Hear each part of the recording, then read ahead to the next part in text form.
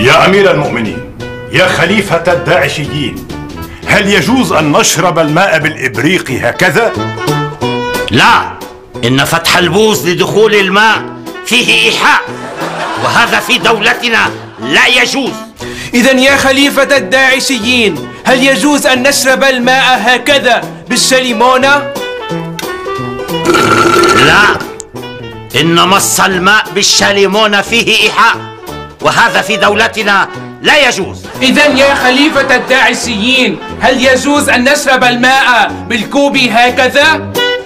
لا، إن الكوب وإن لامس شفتي الذكر فقد يهتاج ويشكل الخطر على البهائم والبشر، وهذا في دولتنا لا يجوز. إذن يا خليفة الداعشيين، كيف لنا أن نشرب الماء؟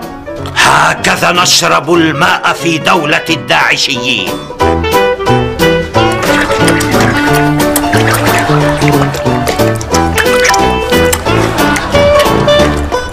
بسمات الوطن.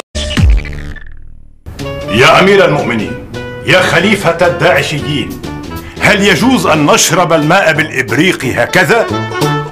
لا، إن فتح البوز لدخول الماء فيه إيحاء، وهذا في دولتنا لا يجوز. إذن يا خليفة الداعشيين، هل يجوز أن نشرب الماء هكذا بالشليمونة؟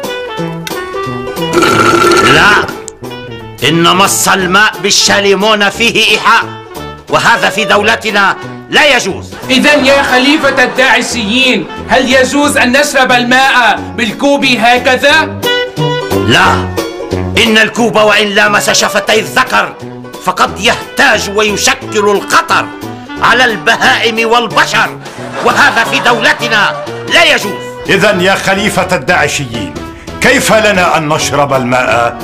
هكذا نشرب الماء في دولة الداعشيين.